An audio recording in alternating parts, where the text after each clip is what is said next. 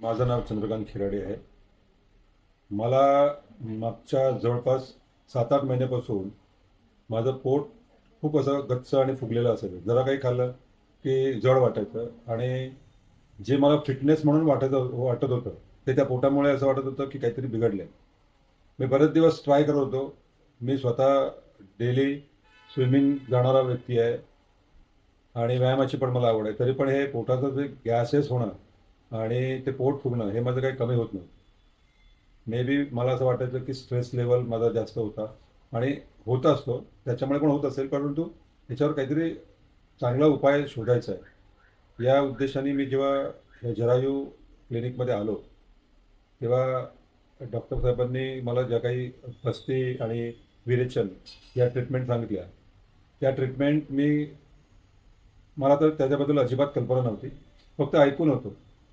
पण मी जेव्हा बस्ती केली, तेव्हा त्या बस्तीमध्ये मला थोडं थोडं त्याचा फरक जाणवायला लागला. त्याच्यानंतर दिलेल्या डाएट्सप्रमाणे, डाएट्स काही असे हेवी नव्हते, परंतु जे काही पथ्य सांगितले होते, त्या पथ्याप्रमाणे मी ते फॉलो करत गेलो.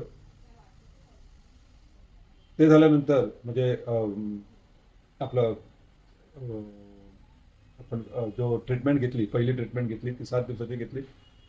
त्याच्यानंतर मध्ये एक 10-12 दिवसाची गॅप पडली माझ्या कामामुळे. नंतर डॉक्टरांनी सजेस्ट केलं होतं की मी विरेचन करावं. आता ते विरेचन करताना डॉक्टरांनी मला जे तुपाची मात्रा दिली होती, तर बेसिकली मी तूप तर कधी खाल्लं पण नव्हतं आणि मला न आवडणारा विषय होता तो. परंतु मी ते 5 दिवस इतके त्याचे फॉलोअप केला त्या गोष्टीचा आणि ते गोष्टी मी पाळल्या.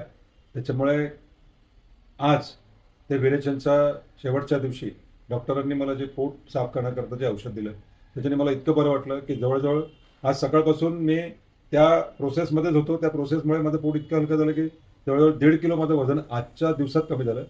भले ते टेम्पररी असेल, परंतु जे मला हलकपणा वाटत होता, तो मला कधीच याच्या अगोदर वाटला नव्हता. आणि मला तर जाणवलं की बाबा आपल्याला नुसतं शरीराला व्यायाम केला म्हणजे बॉडी बनते किंवा सगळं अवयव ठीकठाक होतात असं नाही. तर काही गोष्टी ज्या ज्या पद्धतीने फॉलो करायला पाहिजे त्या फॉलो करणं गरजेचं आहे.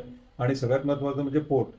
पोट हे माणसाचं सगळ्यात महत्त्वाचं अंग आहे की ज्याच्याकडे आपण खूप दुर्लक्ष करतो.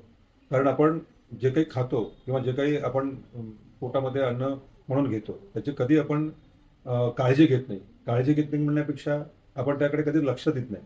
पण त्या सगळ्याचा कधीतरी जो काही परिणाम असतो, तर तो परिणाम या आयुर्वेदिकच्या विरेचन आणि आपल्या जर कुठलं आपण आता ट्रीटमेंट बस्ती, या बस्तीच्या माध्यमाने आपण ते बऱ्यापैकी क्लिअर करू शकतो.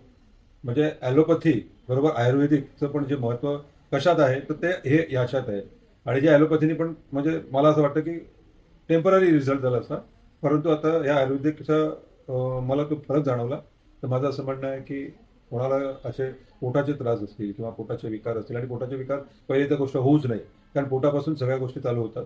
तर त्या पोटासाठी जर काही काळजी घ्यायची असेल तर हे बस्ती आणि विरेचन या गोष्टी आणि बाकीच्या ज्या डाएट्स आणि फॉलोअप ज्या गोष्टी सांगितलेल्या आहेत, त्या व्यवस्थित फॉलो केल्या, तर मला वाटते की तो जो ॲक्टिव्हपणा माणसाला पाहिजे किंवा व्यक्तीला पाहिजे, तो मिळेल.